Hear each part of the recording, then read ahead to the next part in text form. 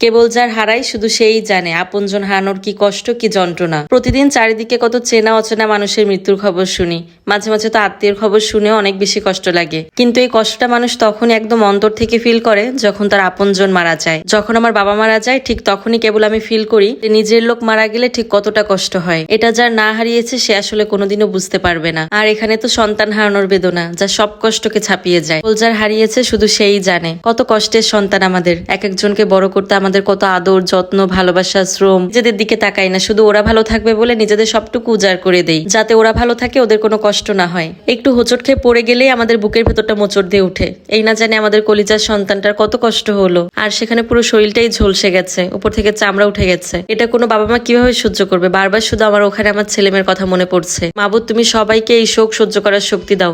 আমি জানি না এই বাবা মার কলিজা কিভাবে ঠান্ডা হবে, তারপরও তুমি সবকিছুর মালিক, তুমি একটু রহম করো। আর দেশের কিছু মানুষকে নিয়ে তো বলার কিছুই নেই, তারা এই বিষয়টা নিয়েও রাজনীতি করছে। এত লুকোচুরি তো আসলে কিছুই নেই। যার হারিয়েছে সে তো জানে যে তার কি হারালো। তবে সবার প্রতি একটাই অনুরোধ থাকবে, কেউ সত্যটা প্রকাশ করতে ভয় পাবেন না, সত্যটা সবার প্রকাশ করতে হবে। কতজন মাসুম বাচ্চা শহীদ হলো সেটা আমাদের সবার জানার অধিকার আছে। তারা কোনোভাবেই যেন সংখ্যাটা লুকিয়ে আমাদের বোকা বানাতে না পারে। যদিও আমরা এখন এতটাও বোকা নেই, যদি আমরা নিখোঁজের লিস্ট প্লাস ওই দিন যে যে স্টুডেন্ট স্কুলে উপস্থিত ছিল সব মিলালে একদম আসল সত্যিটাই প্রকাশ পাবে। স্বপ্নের মতো সুন্দর একটা দেশ আমাদের, কিন্তু এই দেশের মানুষগুলো একদমই ভালো নেই। প্রতিদিনই কোনো না কোনো একটা কিছু হচ্ছে এই দেশে, এগুলো আর সহ্য করা যাচ্ছে না। জনগণ যাকে উপযুক্ত মনে করে ক্ষমতায় বসিয়েছে সেও মনে হচ্ছে এখন কোনো কাজের না। কোনো কাজই যদি করতে না পারবেন, শুধু শুধু ক্ষমতা আঁকড়ে ধরে সিংহাসনে বসে থেকে লাভ নেই। অসম্মানে জায়গা ছেড়ে দেন, আমরা একটু শান্তিতে থাকতে চাই। বাসাবাড়ির পরে একদম স্কুলটাকে আমরা নিরাপদ জায়গা মনে করতাম, সেই স্কুলটাও এখন বাচ্চাদের জন্য নিরাপদ না। তাহলে বাচ্চারা কোথায় যাবে? এখন তো মনে হচ্ছে বাচ্চারা শুধু তার মায়ের কোলেই নিরাপদ, এছাড়া কোথাও না। যাই হোক, অনেকগুলো কথা বলে ফেললাম আসলে কষ্ট থেকেই। প্রতিদিনের এত এত নিউজ আসলে এগুলো আর সহ্য হচ্ছে না। সবকিছু বাদ দিলাম, দুনিয়া উল্টে পাল্টে যাক,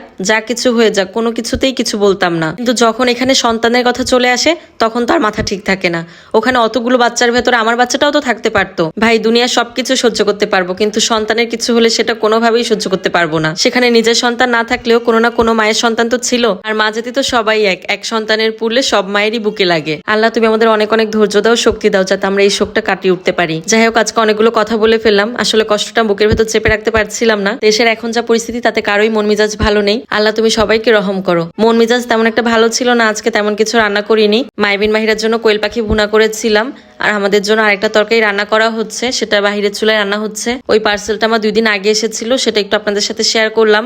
বাহিরের চুলায় ভাবি আমাদের জন্য মুরগির মাংস বুটে ডাল দিয়ে রান্না করছিল। আজকে বেশ ভালোই গরম ছিল, তো ভাবিকে বলেছে একটা পদই রান্না করতে বাহিরে, আর মাইবিন মাহিরার জন্য রান্নাটা আমি ভেতরেই করে নিয়েছি।